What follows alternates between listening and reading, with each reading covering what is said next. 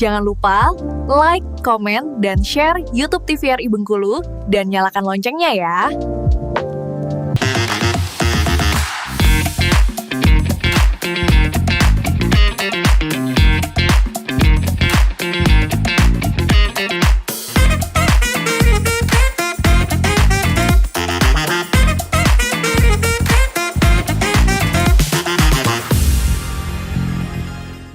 Obrolan pas di sini kembali lagi pemirsa Opini masih dengan pembahasan kita di hari ini untuk pengembangan desa wisata nih. Karena banyak sekali potensi pedesaan di Provinsi Bengkulu ini yang memang sudah seharusnya untuk dikembangkan secara layak nih.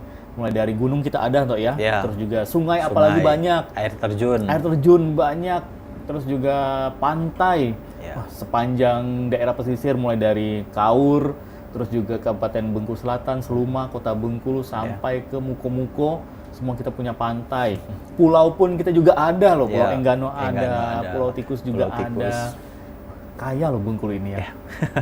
Nah, Anto, untuk seorang akademisi nih, dari Hartanto sendiri nih, punya plan apa sih untuk juga turut ambil bagian nih, untuk pengembangan potensi wisata yang ada di Provinsi Bengkulu inilah katakan. Oke, jadi salah satu kewajiban atau tugas dari seorang dosen itu melaksanakan Tridharma perguruan tinggi, Bang.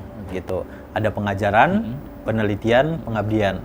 Nah, dalam pengabdian ini bisa menjadi sebuah implementasi keilmuan kita di masyarakat untuk pengembangan perdesaan. Nah, dalam program pengabdian saya mengambil objek di desa wisata atau tempat wisata juga di Ulu Musi Trokon.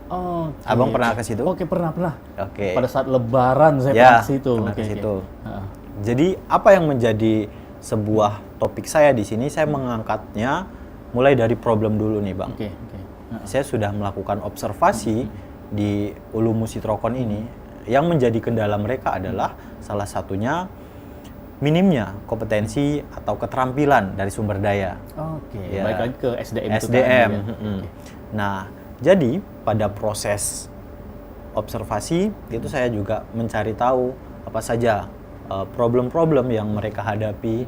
Salah satunya minimnya sumber daya yang bisa melakukan pemasaran digital gitu. Terus juga dalam melakukan pembukuan keuangan gitu.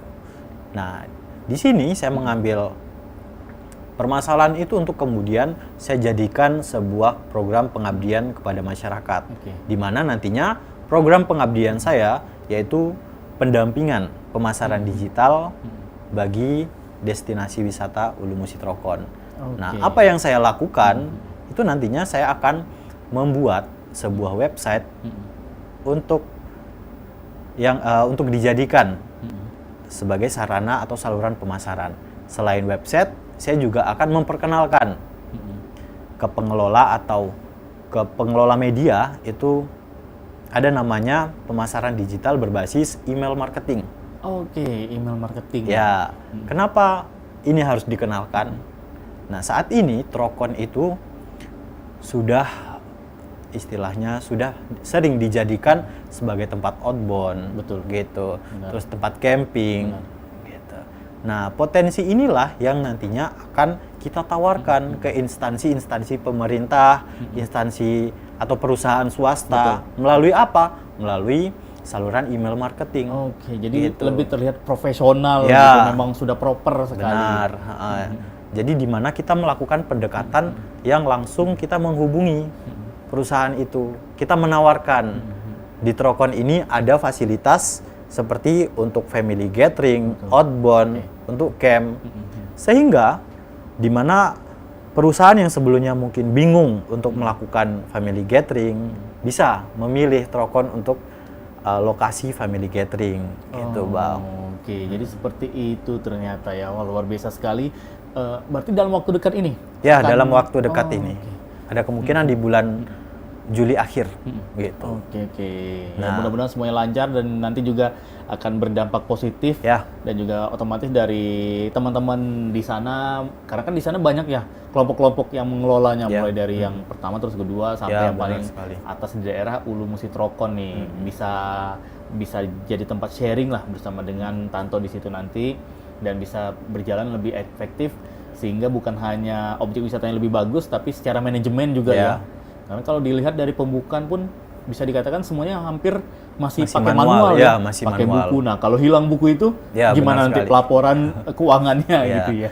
Nah, nggak sebatas itu Bang, tetapi di tahun selanjutnya saya akan mencoba untuk melakukan pengembangan di bidang peningkatan atau istilahnya edukasi ke masyarakat, bagaimana masyarakat ini bisa menghasilkan produk unggulan gitu. Nah, yang saya lihat di desa ini mereka memiliki bahan baku untuk kolang-kaling. Oke, buah kolang-kaling ya. Yang airnya itu untuk gula, pohon aren. Pohon aren gitu. Jadi dari bahan baku ini yang tersedia sangat banyak, itu nanti akan saya berikan edukasi ke masyarakat bagaimana mengelola atau mengolah istilahnya buah kolang-kaling ini menjadi lebih bernilai ekonomis gitu. Yang nantinya gambaran saya nanti atau rencana pengabdian saya itu masyarakat akan memproduksi kolang-kaling ini untuk kemudian dijadikan souvenir ketika orang telah berkunjung ke Ulu Musi Trokon. Oke, betul setuju nih. Jadi ada punya souvenir atau juga oleh-oleh khas ya kalau ke Ulu Musi Trokon, belum sah kalau belum beli oleh-oleh khas di sana. Tadi gula aren atau juga buah kolang-kaling. Keren-keren, mudah-mudahan semuanya lancar nih. Nah, baik lagi nih untuk Hartanto pribadi nih. Ini kan sudah S1, S2. Akankah lanjut S3? Insya Allah lanjut.